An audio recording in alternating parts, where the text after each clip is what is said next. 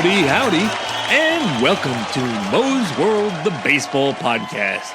We're excited to bring you our latest episode. Your feedback is important to us, so please feel free to share your comments. If you enjoy the podcast, spread the word to your friends. Awesome. In our 14th episode of Season 2, we are about to dive into the insane world of salaries. Yeah, let's take a look at some of the top payrolls first in Major League Baseball.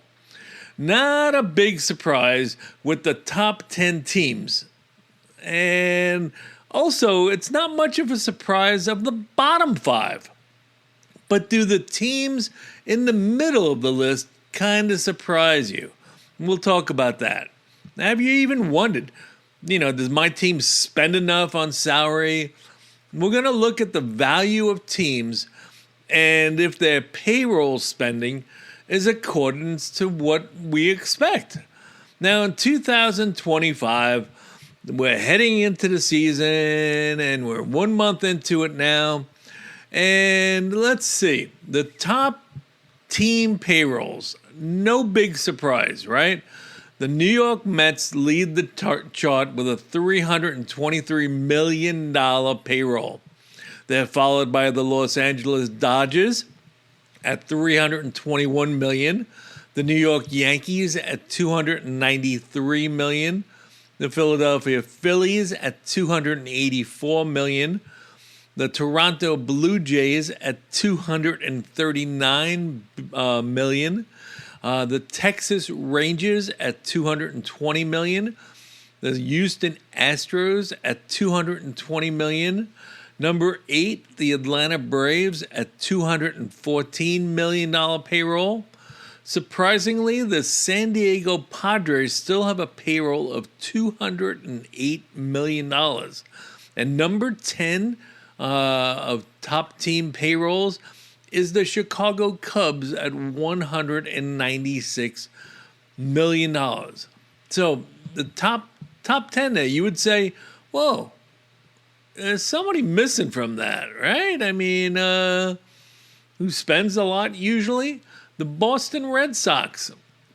They follow up at number 12 on the team payroll list at $193 million. And they set out to make sure that they didn't get damage control with that. Now, looking at the bottom 5. The bottom 5, we're going to start with the Cleveland Guardians at $100 million payroll. They rank 25th on this list. And I would imagine that they get the most bang out of their buck because they're right in there as a playoff contender year after year. They have a good young team. They may not be exciting, but they have a good team, right? They nickel and dime you to death. But right below them, the Pittsburgh Pirates, 26th in the league with payroll at $87 million. Number 27, the Chicago White Sox at $82 million. The Tampa Bay Rays at number 28 at $79 million. And the A's at $73 million. Then number 29, and who's last on the list, the Miami Marlins, number 30th on payroll at $67 million. Lowest payroll in the entire major leagues. That probably doesn't really surprise you. If you look at the value of these same teams, the Mets have a value of $3.2 billion. The Dodgers at $6.8 billion. The Yankees, still far superior value. They are worth $8.2 billion, and they are the top Major League Baseball team in team evaluation as far as pay and what it's worth. The Philadelphia Phillies, $3.1 billion. The Blue Jays, $2.15 billion. Probably the most out of the top 10. The Chicago Cubs are valued at $4.6 billion, and the Atlanta Braves at $3 billion. So, what does that mean as far as their top highest paid players? Obviously, in 2025, Juan Soto makes the most for the Braves. Braves. They wish. He makes the most for the Mets. And he's receiving $51 million salary. And that's out of that $323 million payroll. So Juan Soto receives 15.78% of the Mets payroll. And if you wonder even more so, Juan Soto is making 1.59% of the $3.2 billion that the Mets are worth. Interesting, right? And that's that top player. So the top player for each team, the Dodgers obviously have Shohei Ohtani, and we're showing it as $70 million, even though it's deferred. We won't get into that right now. We're just going to lump everything together and say that that's 21.78% of the payroll is all from Ohtani. Now, Aaron Judge makes $40 million, but that's only 13.63% of the Yankees' payroll. So some teams are paying their top players, what's needed, right? But do you wonder about, everybody always wonders about how the smaller market team or the teams that don't spend, how are they going to maintain their players? That's why this talk has been floating around about changing the salary structure and payroll and having limits and stuff like that and flaws. But surprisingly, and I think the A's did this because they had to spend a certain amount this year, because they never do. So Luis Severino makes $22.3 million of the A's.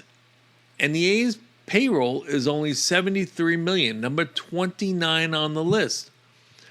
So Severino makes 30% of what the A's are spending. That's insane. Now, the bottom players, the Miami Marlins, Sandy Alcantara is probably talked about as being the most dominant trade force that's out there. And he makes $11.2 million, which on the Marlins, it's unheard of. That's 16% of their payroll.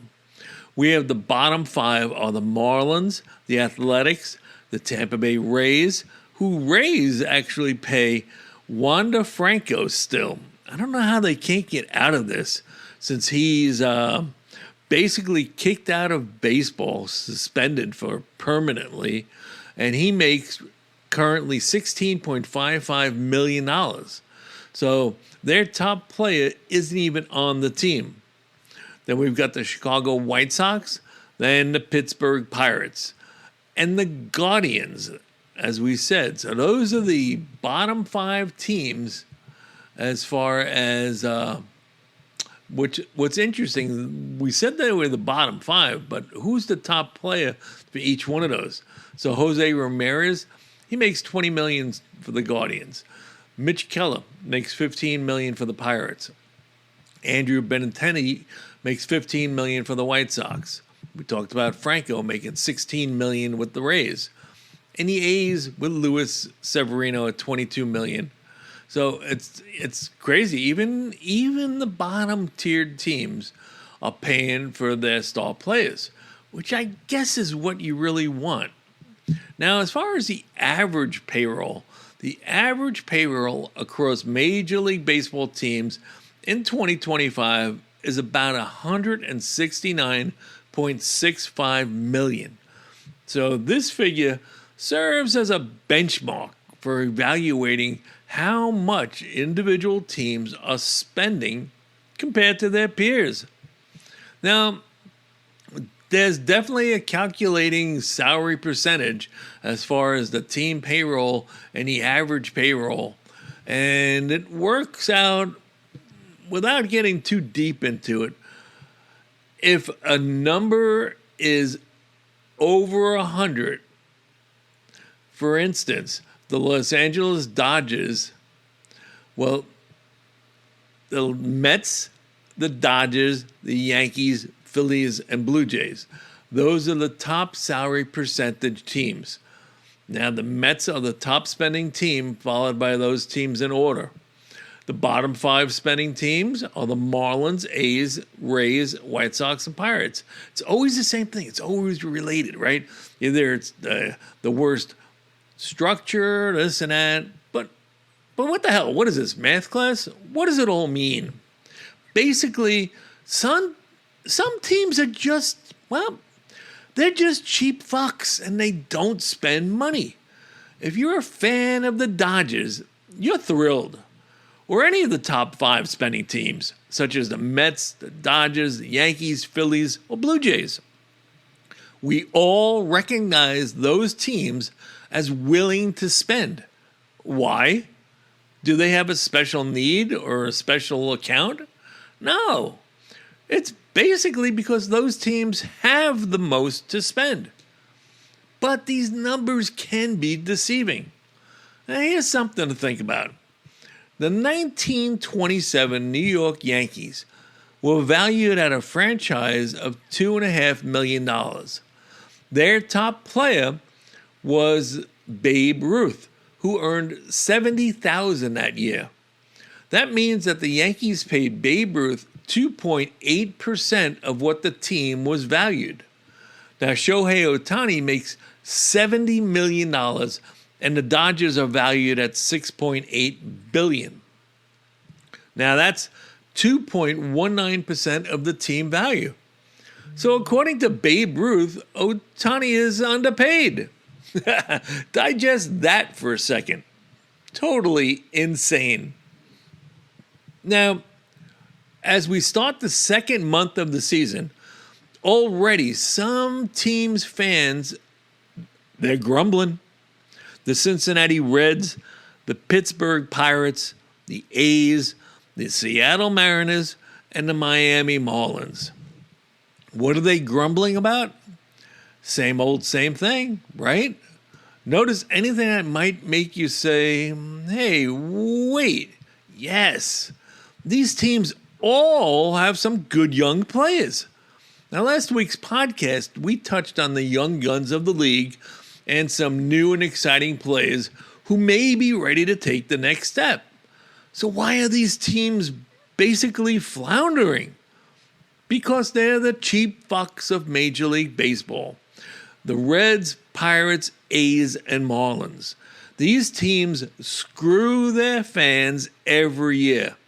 They have more money than they like to tell, and they can compete if they wanted. It's a shame that the ownership of these teams are more concerned over corporate dollars to having a competitive team. Over the past 25 years, how many times have these bottom dwellers made the playoffs? The Reds, 3 times. The Pirates, 3 times. The A's, woohoo, they're kicking ass, 9 times. The Mariners, 2 times. And the Marlins, 2 times as well. 2 times reaching the playoffs in 25 years. Now, those amounts suck. And the A's have been decent, but the owners robbed the team from the Oakland base, demanding a stadium, right? The Mariners are really the only team on this list who spend but get no results. The Mariners are 16th in Major League Baseball team payroll at $146 million. So they're right in the middle of this. But they are led by probably the second worst management group in the majors besides the White Sox. I'm sorry, Seattle. Your team sucks because they spend foolishly. The other teams just don't spend. I don't know what's worse, right? Now, looking at these numbers, you gotta say, holy shit, baseball has inflation as well? Unbelievable. The top salaries now of players are just amazing. But looking at the value of the top player to the value of the team, it's still basically the same. Here's another example. In 1956, Ted Williams made a $125,000 salary for the Boston Red Sox. The Red Sox were valued at about $2.4 million. So he was well paid by that time. He received 5.21% of what the team was worth. Teams are worth more now, so they can ask more of these salaries. I think the biggest problem is the fact of teams now that withhold a team from being competitive because they can get away with it. I can't imagine Yankee fans being satisfied if they only had 2 playoff appearances in 25 years like the Reds. It's bad enough Yankee fans say they have not won a World Series since 2009, as this is the 16th year without a championship flag flying in the Bronx. Forget about playoff appearances. How about 1990, the year of the Nasty Boys, who were Norm Charlton, Rob Dibble, and Randy Myers? That's the last year the Cincinnati Reds won a World Series. So as owners cry poverty and they plan to lock out baseball after 2026, who suffer? The fans. To me, most teams are paying their star players. Many teams attempt to sign them to long-term extensions, trying to copy what the Braves have achieved in that category. But why do the same teams struggle year after year? I think looking at these numbers, it's pretty easy to see the bottom 5 teams of fan discourse come from incompetent management and, as we said, cheap fuck owners. But this is 2025, the year of the bitching. No one is satisfied with anything. So how is baseball any different? The fans of the Reds, Pirates, Marlins, A's, Mariners, and White Sox, they need to let their team know that, hey, we're not paying for this crap, The sad thing is most of these teams will be looking for new stadium deals coming up. They will look to the city, the county, the state to fund a new stadium. Yet they'll threaten to leave after 25 years. This process must stop as well. Enough is enough. You want a nice new $1.9 billion domed stadium? Fund it yourself. These teams make plenty of money, so why are we giving private teams billions of dollars of taxpayer funding?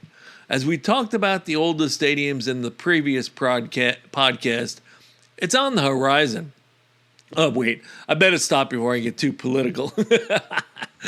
Well, I think we pretty much answered the question on salaries.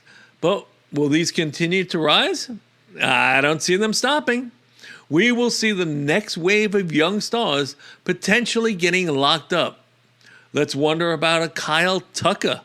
I, for one, think that he should be on the same path of what Austin Riley got with the Atlanta Braves, because they have similar production for about the same age.